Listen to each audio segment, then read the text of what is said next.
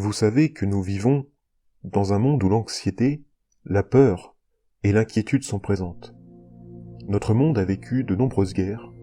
Nous avons traversé des crises économiques, environnementales et sanitaires.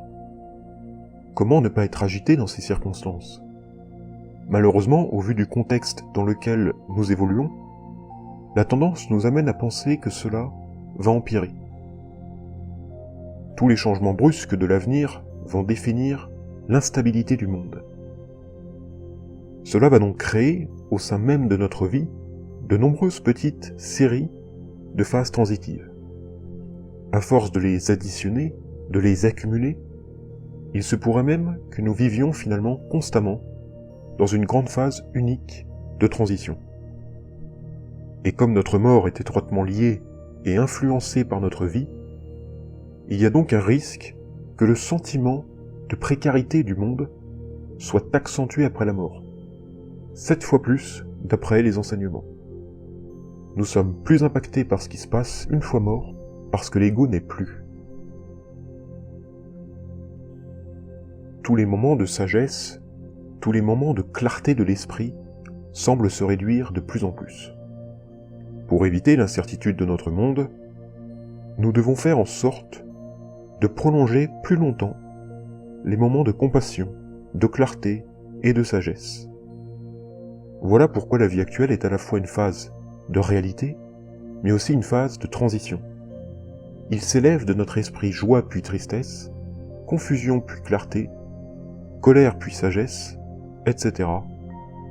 À chaque moment, nous avons le choix entre deux choses. Le choix que nous avons fait, que nous faisons et que nous ferons à l'avenir, seront sauvegardés pour notre mort. La vie nous offre ces occasions uniques où nous pouvons nous transformer. Nous devons reconnaître ces phases de transition pour que l'on puisse les exploiter. Si nous y parvenons, nous réaliserons la nature de notre esprit. Beaucoup, hélas, n'ont pas conscience de cette réalité. La vie fonctionne comme notre monde dans sa globalité, avec des naissances, des morts, des transitions sur la grande échelle, et des petites phases transitives dans la vie à échelle plus réduite. Prenons un cas concret. Si un jour vous rentrez chez vous et que vous découvrez que l'on vous a volé tout ce que vous possédiez, que ressentiriez-vous ? D'abord, probablement l'effroi, l'inquiétude.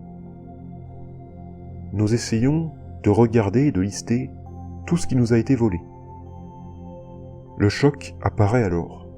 Nous avons du mal à comprendre ce qui nous arrive.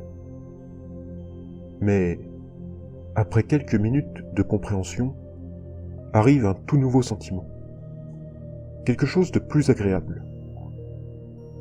Comme nous avons tout perdu, nous ne pourrons plus être volés à partir de maintenant. La seule chose que nous devons faire, c'est accepter que nous n'avons plus rien. En fait, à partir de cet instant de réalisation, nous ne sommes reliés à rien d'autre qu'à notre esprit. Bien sûr, nous pouvons solliciter l'aide de la police pour retrouver nos biens, mais avant cela, c'est presque un sentiment de paix qui s'installe en nous-mêmes. Ce type de transition nous permet vraiment de se rendre compte de ce que nous avons à l'intérieur de nous, puisqu'il ne nous reste que l'esprit. Ceci, personne ne pourra vous le voler. Votre esprit est immortel. Il faut donc être vigilant aux transitions que vous pouvez vivre sur Terre. Ce sentiment précis, quand on découvre que nous avons un esprit éternel, il permet de vous préparer à la mort, parce que ce sentiment sera plus immense et plus intense au moment de la mort, justement. C'est tout l'intérêt de se familiariser avec ces phases transitives. C'est au sein des phases transitives que notre esprit intérieur est encore plus libéré et s'expose à notre pouvoir karmique. C'est dans ces intervalles que nous façonnons notre prochaine renaissance. Comme je l'ai dit, la phase transitive suprême, c'est entre la vie et la mort. Pourquoi ?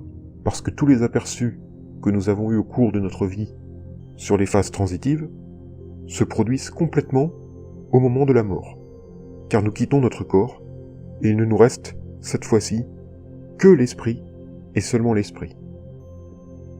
À la mort, nous perdons bien plus qu'un simple cambriolage, mais il nous reste l'esprit. Et cette phase transitive est donc un moment extraordinairement puissant pour nous libérer du samsara. La seule chose qui nous limite à cette libération, à l'heure actuelle, c'est notre corps physique.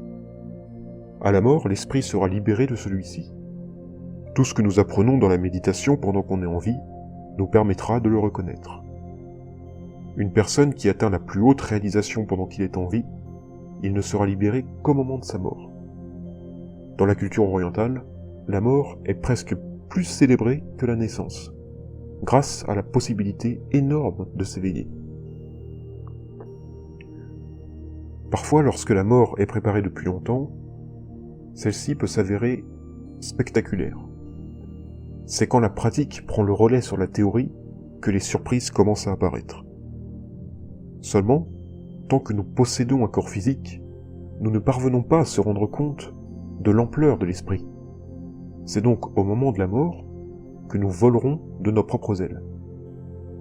Puissions-nous nous voir comme un poussin à l'intérieur d'une coquille qui ne s'est pas encore brisée. Lorsque la coquille se brisera, au moment de notre mort, notre corps physique ne sera plus avec nous. C'est l'esprit qui se révélera, comme je l'ai dit, sous forme de couleurs et de sons, comme une explosion lumineuse. Si nous reconnaissons que cette lumière est notre esprit, alors nous serons des êtres éveillés. Vous le savez maintenant, seule la méditation permet de se préparer. C'est pour cela que je vois la mort comme un examen final. Nous ne réussissons pas l'épreuve parce que nous avons passé l'examen, mais parce que nous nous sommes préparés auparavant. Sans révision, il n'y a pas de résultat possible à l'examen. Nous devons donc être prêts lorsque le moment arrivera. Nous verrons l'esprit à la mort et après la mort.